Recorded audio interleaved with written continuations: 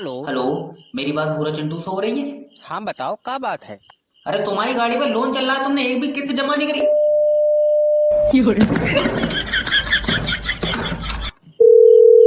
Hello. Hello. हाँ, कौन बोल रहे? भूरा चिंटू कहाँ गया?